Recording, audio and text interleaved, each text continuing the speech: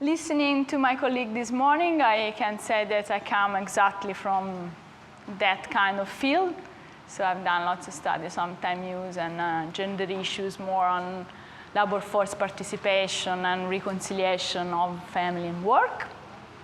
But so it's from all these things in mind, and I move to, and actually a little bit by chance at the beginning, because I did a paper 5 years ago about gender equality and well-being without any demographics, any fertility. And then from then I developed this interest on subjective well-being, and I find that the view that a demographer or a sociologist can have in these things is completely different from what is used to be on the studies you can find on subjective well-being and fertility, or subjective well-being and some behavior, because they are mainly led by economists.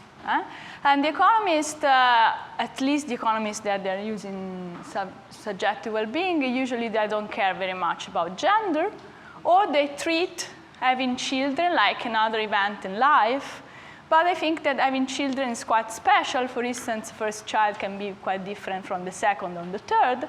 And so there is room for working, let's say like this. So I guess that some of you, both those who don't have children, but also those who have children, when they think about children, they think about something like that. It's all nice and cute.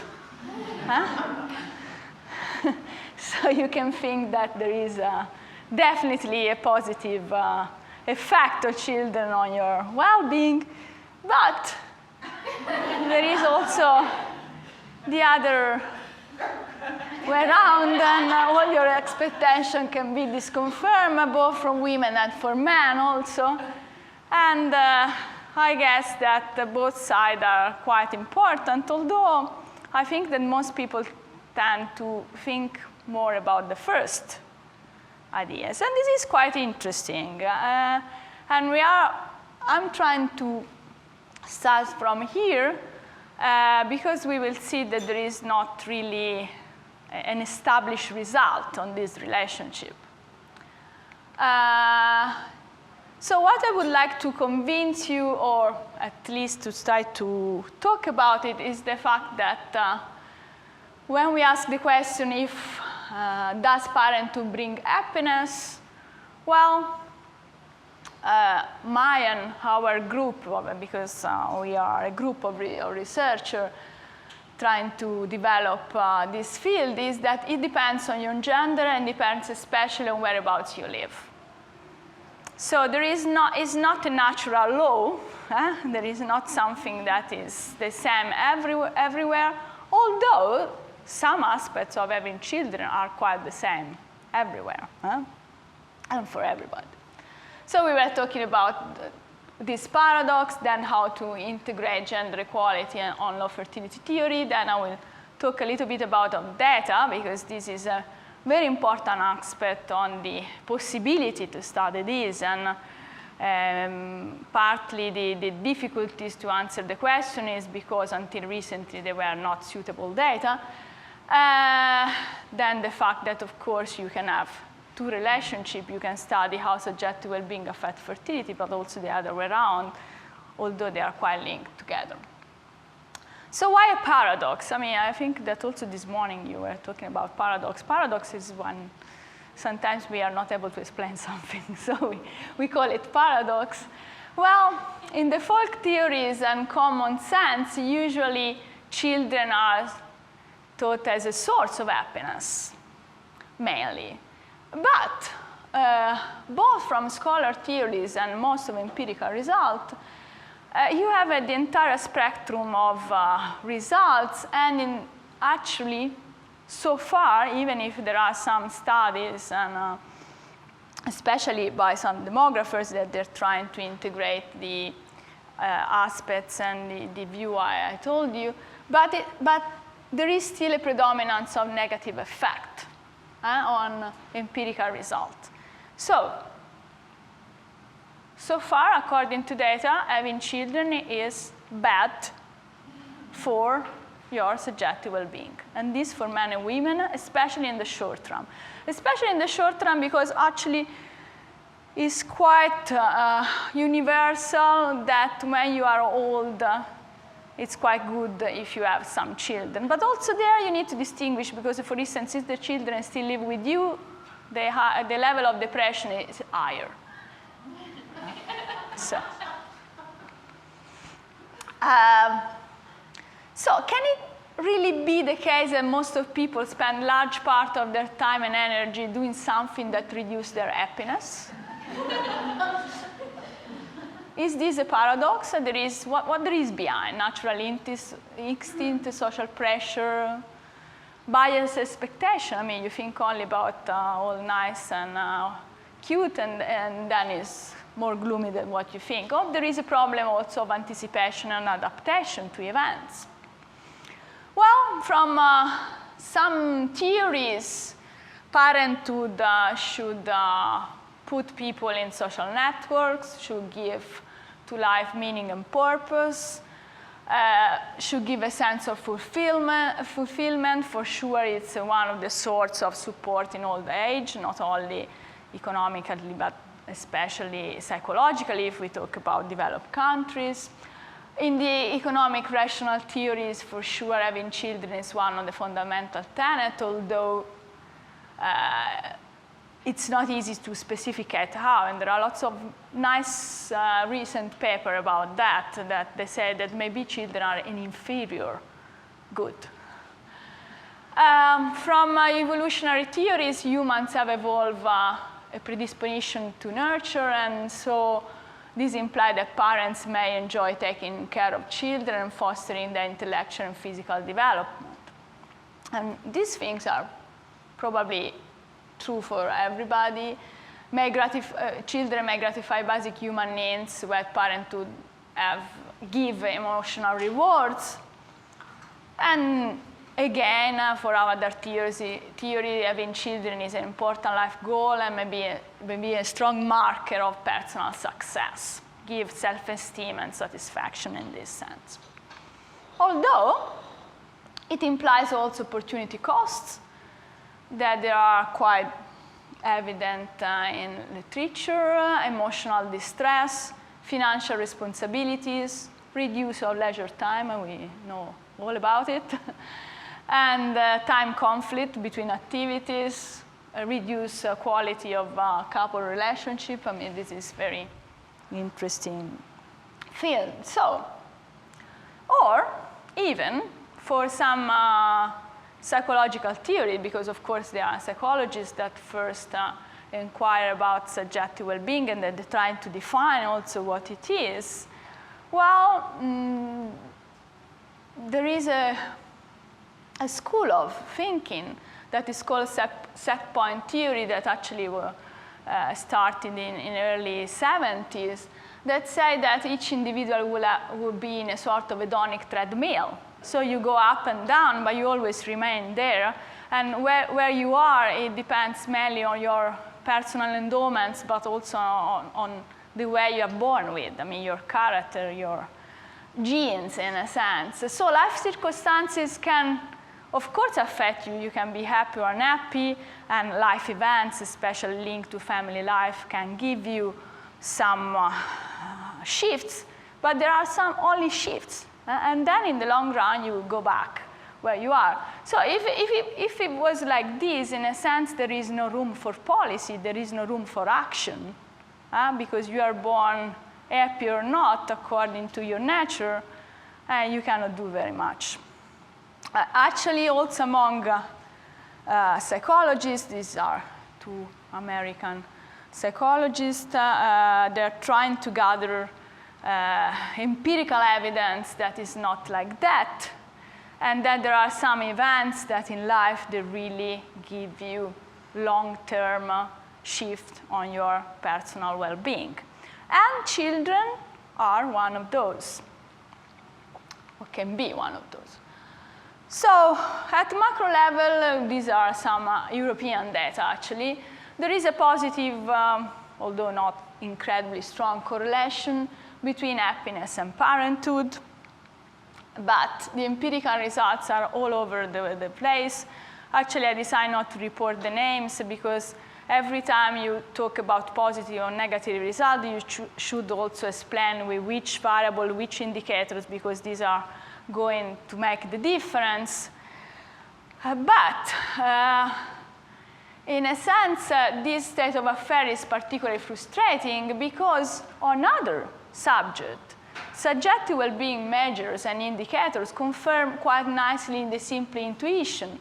And actually, the fact that subjective well-being measure confirms the intuitions are used as also defend of the rationality for use this kind of data.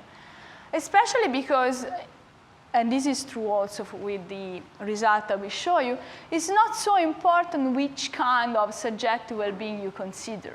And here you enter in a big field on how to measure subjective well-being, can be more cognitive or more emotional.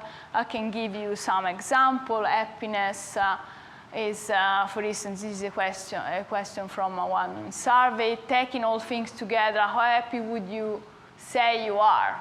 From extremely unhappy to extremely happy in a scale of 11 in this case, or life satisfaction measured with a ladder. Please imagine a ladder and then steps number from 0 to 10 at the top, and then represent this ladder the best possible life, and you need to place yourself there.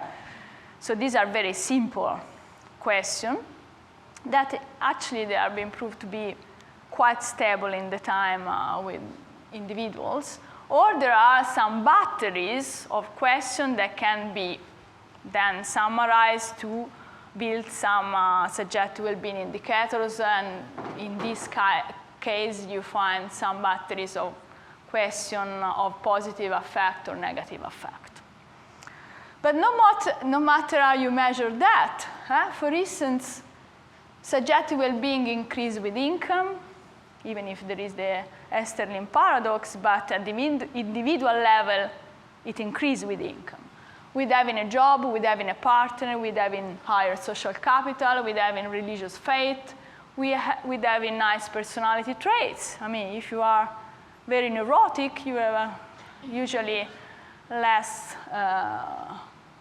you have a lower subjective well-being, that you are more open or whatever. And subjective well-being lower if you are unemployed, and this is well known now in Europe and from all the survey, and if there are microeconomics volatility or other situations. So why with children doesn't work like this? Why the empirical result doesn't prove in an extensively way that there is a positive result, but it's quite on the contrary? Well, I would like to introduce you to our idea to put this subjective well-being on the fertility theory. So the starting point is the usual idea that at least in Europe, fertility levels are quite different, and they are quite different in the sense that they varies from 1.2 up to replacement level. And that are period, total fertility rate. But if we go on cohort fertility rates that they are more stable, well, we see that for English-speaking countries, Nordic and Baltic countries, not much has changed since the 50s, whereas, for instance, for Eastern Europe or Mediterranean Europe, what you have is really a reduced final number of children at the end of the reproductive life for this cohort. So this is a real reduction of fertility that can be put against the fact that in other countries there were some bumps up and down during the 90s. It went down, then it goes up. But the cohort fertility tell us that there are different models. And actually, this has already been said, so I will go quite quickly, because this morning we have already talked about second demographic transition not being able to explain that, or new economists not being able to explain why, when women obtain higher education and higher wages, fertility didn't decline. And most recently, there are other explanations that they put exactly gender equality into these ideas. And especially, I would say, what is more interesting is difference between gender equity and gender equality. That is not the gender inequality per se, or equality that it matters, but it's the difference between the gender ideology, the gender ideas that people have about what a woman or a man should do, compare what they experiment, for instance, in their couples. So, for instance, in one of the seminar work I had about subjective well-being and happiness, we found that women that were doing more housework, and especially if they were working a lot, they have a reduced subjective well-being. But this was done in a comparative studies. It was not, it could not be read on itself. It has to be read more in a relatively way, because it depended a lot where they live. So if they live in a very egalitarian country, such as the Nordic one, and if they experimented a very low gender equality at home, they were unhappy, more unhappy. If they were living in Greece, where the level of gender division or labor is quite low, well, even if they had experimented quite unbalanced housework with their partner, they were quite happy, because it was normal for that country. So, here I quote some name, McDonald, Goshire. This is the last PDR paper on gender evolution, Espin Anderson, that is talking about an incomplete revolution. And Biller and Kohler suggest exactly that subjective well-being can be, in a sense, the missing link, the commonality that these countries are looking for. So we are trying to incorporate that fertility and happiness idea, thinking that what's happening in the last few years, it was, okay, the biggest change was education, as already we have talked this morning. And education, of course, it's something that changes individual preferences. And when it changes individual preferences, is exactly in this mismatch between the preferences and opportunities that you can find the subjective well-being. So subjective well-being is not something that is static, but is more about some fulfillment of your desire. And if you change your desire, your preferences, change also the way you can fulfill this. So the assumption is that, of course, happiness and subjective well-being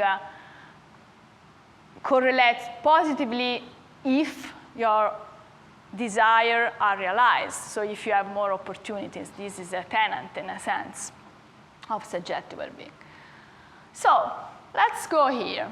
Here you have a society that is traditional, with a low gender equality. And in this society, you can have a high TFR and high fertility. Then women revolution move up. So you're going to the right side on higher gender equality. But we had one dimension compared to the paper we were talking this morning by Espin Anderson and Billery. We had the dimension of subjective well-being. So we say that where in a traditional society, probably gender equality and gender equity are very close because it's traditional, and you have our fertility, also subjective well-being is higher.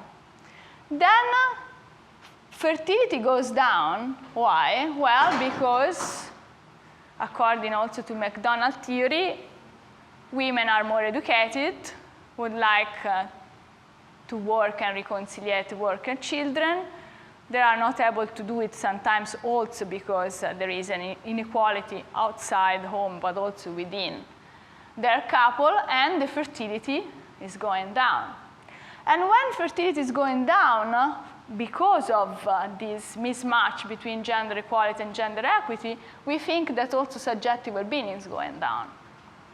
Whereas when this revolution is completed, you have higher fertility, higher compatibility between gender equality and gender equity, and also probably higher subjective well-being. But this is a possible path that in a macro level, in aggregate level, a country can do. You can also have a path like this where actually, as it happens in some countries, for instance, in the Scandinavian one, fertility never really went down because the society, in terms of Espin-Andersen work, were able to change according to the women revolution, to adapt to women revolution, for instance, with services and with job market, that they're different. So fertility didn't go down, and even subjective well-being was maintained higher. Or you can have a third situation where you start always from a low equality traditional set where fertility is higher, but the society is not able to adapt. And always in terms of Espin-Andersen word, this would give some devil, and one of the devil is low fertility, because you don't find the way to reconciliate. But we think that another devil can be also lower subjective well-being. And if we look at total fertility rate, where we can find some example of that, it's very similar to what Aurel showed before. I mean, some countries remain upper, some others went down. But let's try to see what's happened with some data. So we have, and we start with cross-sectional data because they are comparative and because they have more years. And here it is. If you take Human Development Index and then you take the average level of happiness, these are European countries. European Social Survey are a survey that is run now for several years. Unfortunately, every year the countries are different because they have to participate on voluntary basis and fund themselves. So for instance, Italy is there every 3-4 years when they find funds, and it's very difficult to follow the country in time. So in this specific, these are from 2012, we have some countries, in some others not.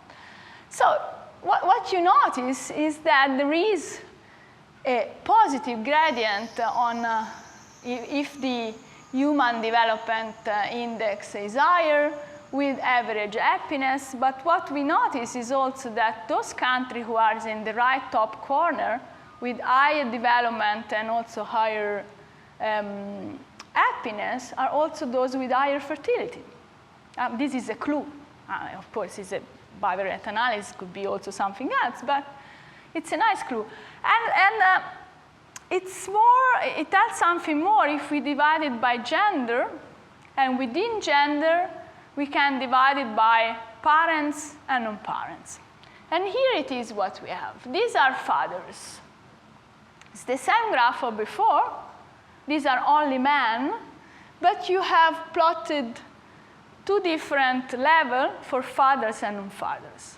And the trend, of course, is the same. But what is nice is that fathers almost everywhere, I would say everywhere, they always have a higher subjective well-being than non-fathers.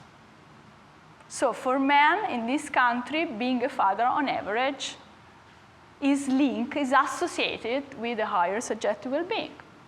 What happened for women? Well,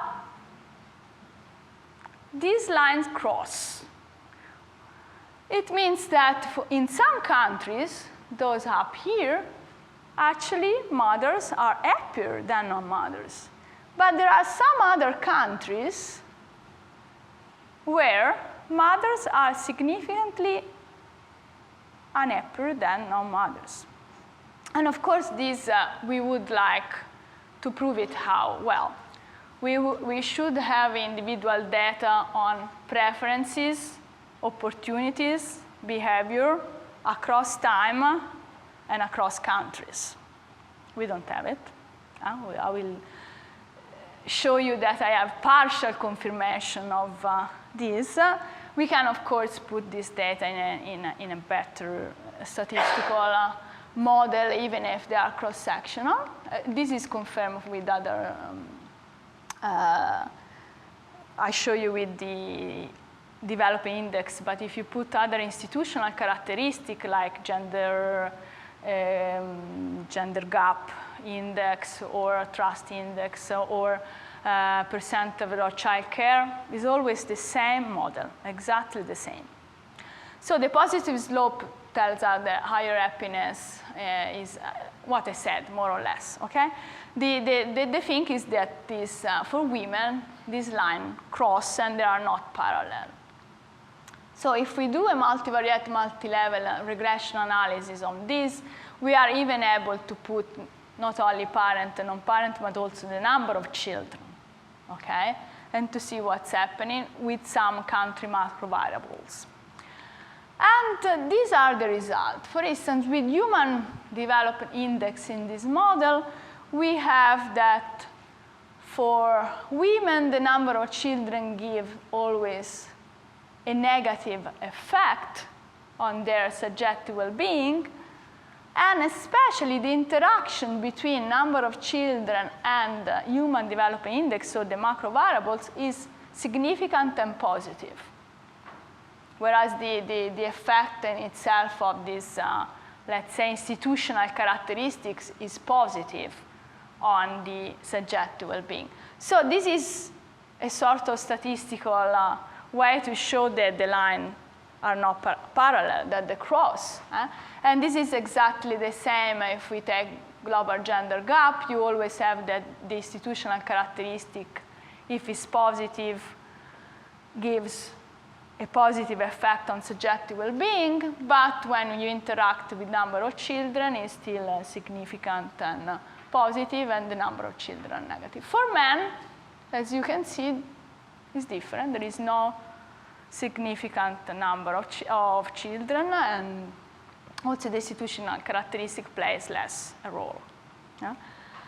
So what we can, this was, let's say, the seminal work of this project that will last for a few years, because it gives the idea that maybe it's worthwhile to go in depth, trying to prove with individual data, with panel data, what it's happening. So the idea is that the structure and evolution of institution to meet individual preferences, so in this sort of also gender revolution, matters a lot for subjective well-being and also for fertility.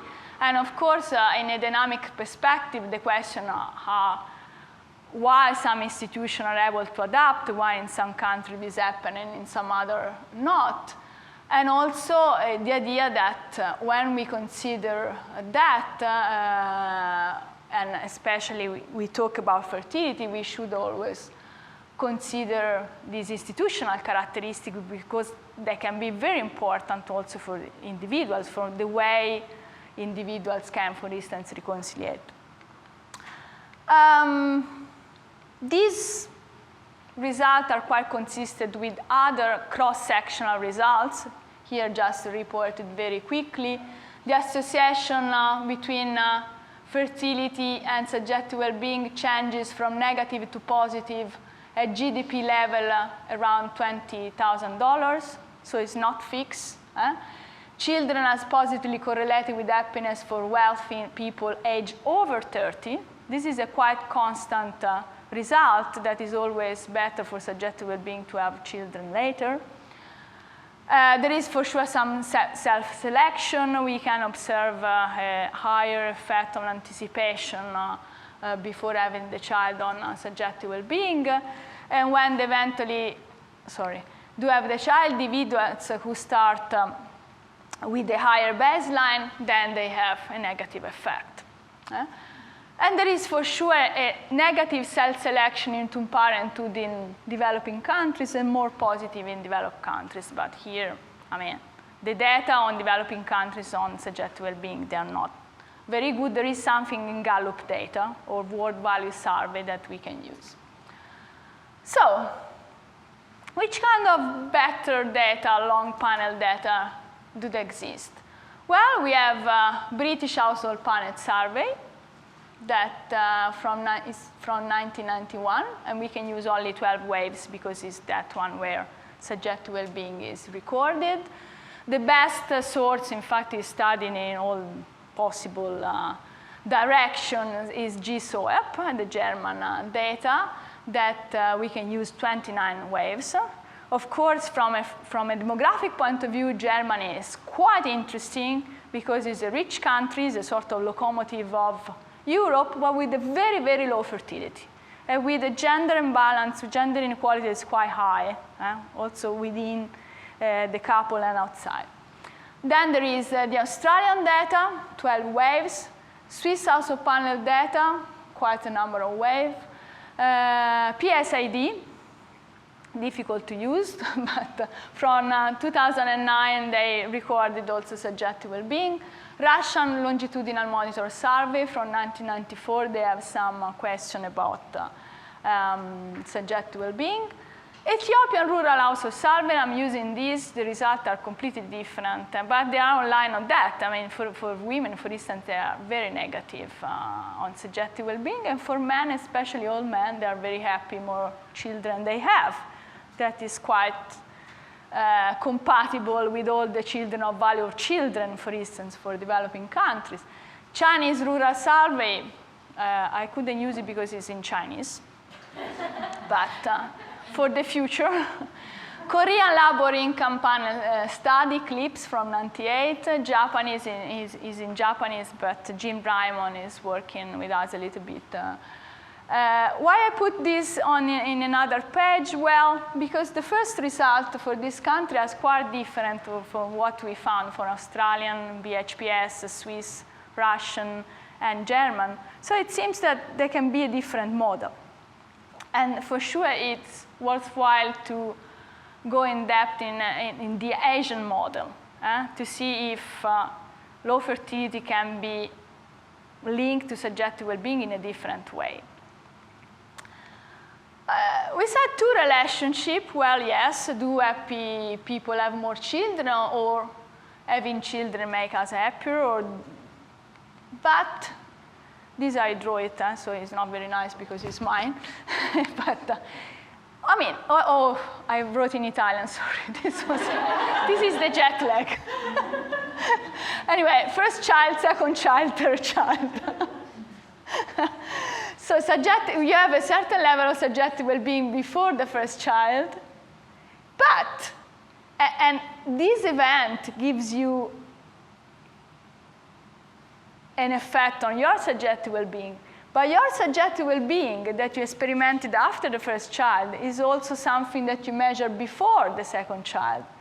So you cannot say that this subjective well-being is totally not linked with having children. In a sense, they interact, these things. And this is what, for instance, economists don't consider, because they put children all together. It doesn't matter which one it is, so you lose a little bit the effect. For instance, for Asian country, you don't find any effect on the first child, but you find also only on the second one, because probably to have the first child is not so important for subjective well-being.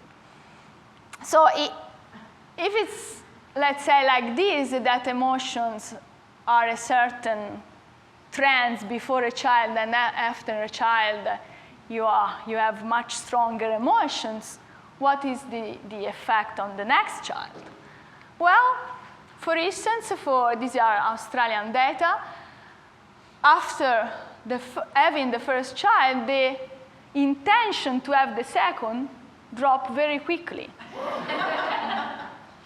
So before you have a child, you were declaring that you wanted to have within 3 years the second child, and then after having had the first one, It's not like this anymore.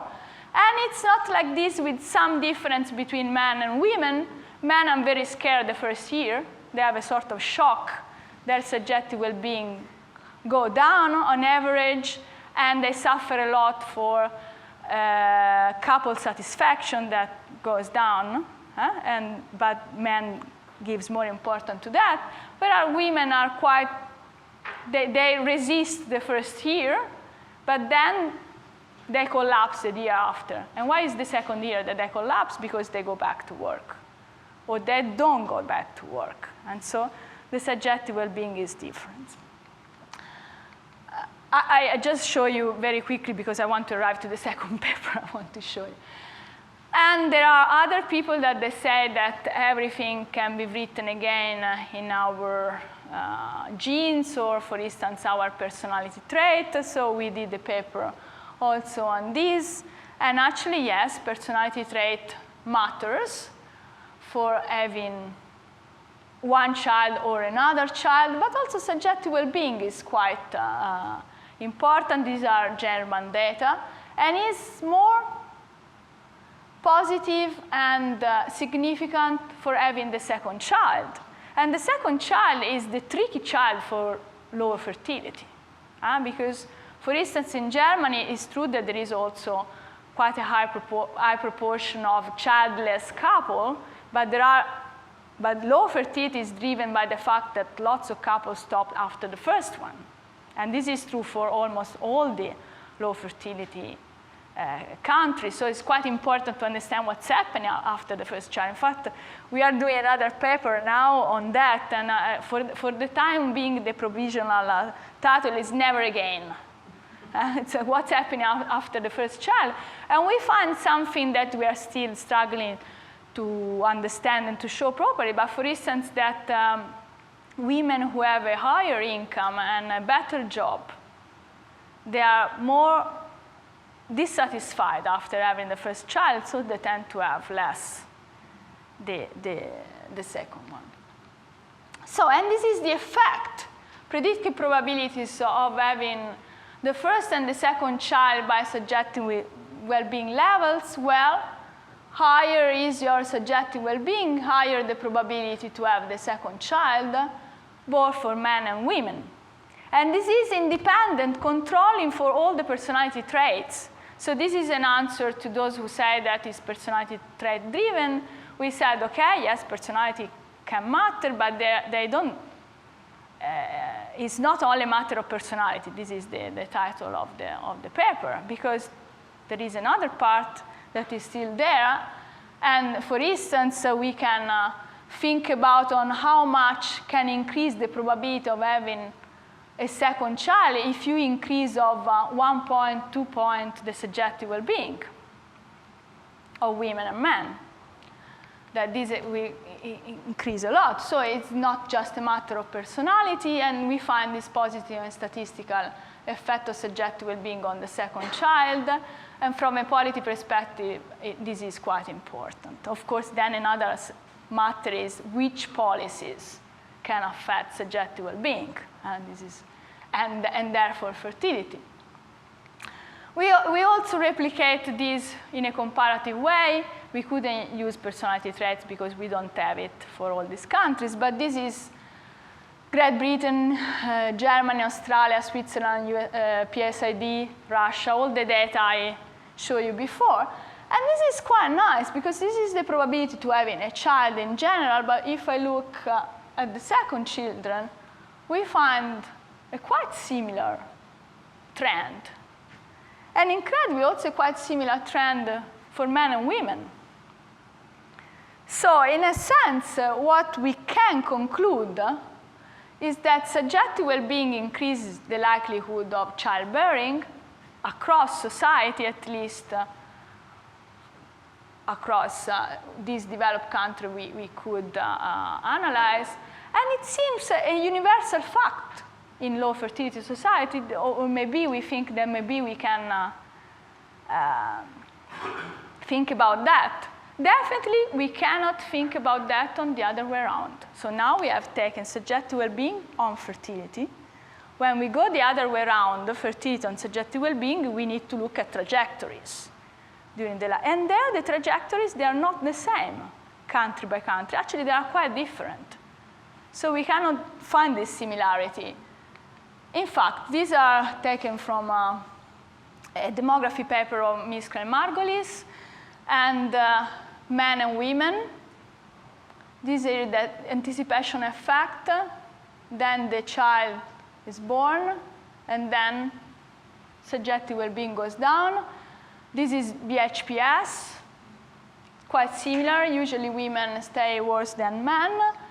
And this is our result, and this is the last paper I want to show you. These are Australian data. As you can see, the path is quite similar, and this is a big debate on what is anticipation and how much before the birth of a child you can think that this is an anticipation effect. I mean, with the reviewer of the paper about personality trait, we had, I think we did 4 or 5 revisions, because it was sustained that there can be an anticipation effect also 3-4 years before the birth of the child. Well, it's a lot. Huh? There are probably couples that they are starting to decide now they are going to have a child in 4 years, but because, for instance, some fecundity problems. But in that case, I'm struggling to think that this affects so positively their subjective well-being. Then, of course, it depends on where you take subjective well-being before that you can find the negative effect. Because if you take the subjective well-being on the peak, for instance, when you are pregnant, the effect is incredibly negative. So you should compare this part with well before the pregnancy to have an idea if you go back to your level or if it's a permanent drop on subjective well-being. Well, the idea of this paper with Daniele Vignoli and Anna Matisiak is that it depends on where you live, and it depends on how you are able to reconcile your work and family. And so this is, oddly enough, something that has never been done in this literature. So you find all these curves, but they're always general. You find it by age group, by education level, but nobody has really went down on see what's happening. Then, of course, it depends also, again, on data availability. And on this Australian data, we have lots of questions about what's happening if a child, having a child influence your job activities, how your job activity influence your perception of the child, how the general balance, there are huge batteries. So we could draw a little bit on this. And I tell you, we were very nervous. Because if, of course, the curve didn't come as we wanted, or our idea was finished, but in a sense, it was also finished a little bit the idea of my project, because it was all about this. But incredibly, they are perfect. I mean, it's very rare that you have a research idea, you find the data, you draw the result, and the results are exactly what you wanted. Even better than what you wanted. Why better? Well, because according to some previous result, for instance, subjective well-being of housewife was always higher than subjective well-being of working women. Well, here we have some distinction also about that. And look at that. This is a general batteries indicators on work and family balance. So these are the women not working. These are the women working, but they find a strong balance. This is a moderate balance, and this is a very poor balance, weak balance. So you see that for women who found declared to find a strong balance between childbearing and work, their subjective well-being curves is higher than those who stays at home. So they are even happier. For men, it's different because we find higher subjective well-being for those who find a strong balance, and then what is really the worst situation is the weak balance, but then we see also if they cannot work. And there is this idea of working that, of course, counts a lot.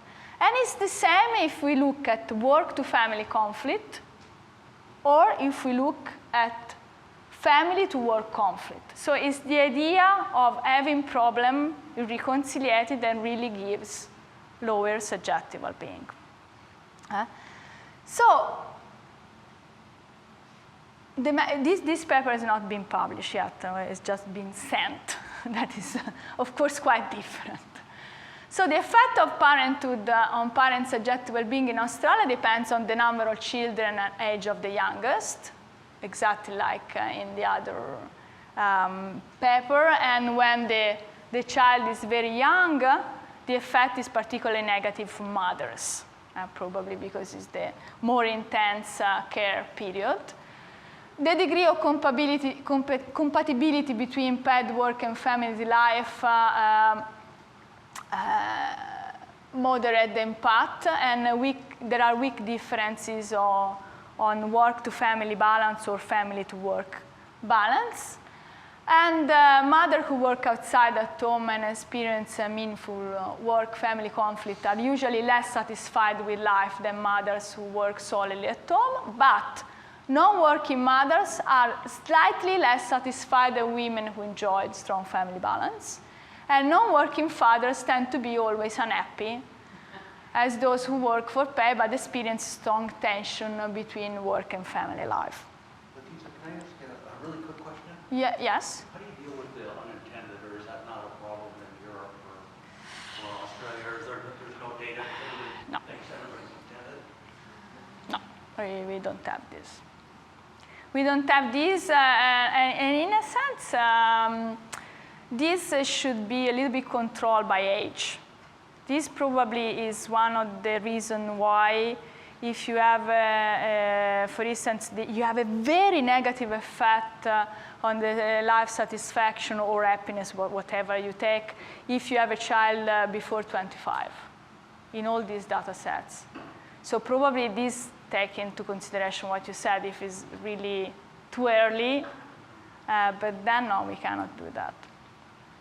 And so we emphasize that there is not one curve. There is not one effect of childbearing on life satisfaction, but we need to distinguish. And we need to distinguish not only by gender and age, but especially also on the condition you found. And, and this is why probably with some data and some study you find a positive effect and some other a negative effect. Because if you are not able to control for all these factors that they pay attention, you cannot do it. So in a sense, we come back to this. We think that if parenthood bring happiness depends on your gender, but especially on where you live. I think I can stop here. These are the papers from where these results are taken. So the first 5 are published.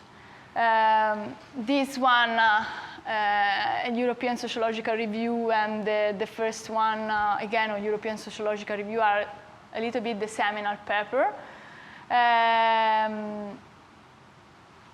This is a sort of special book by European Social Survey, all about measuring Europeans' well-being.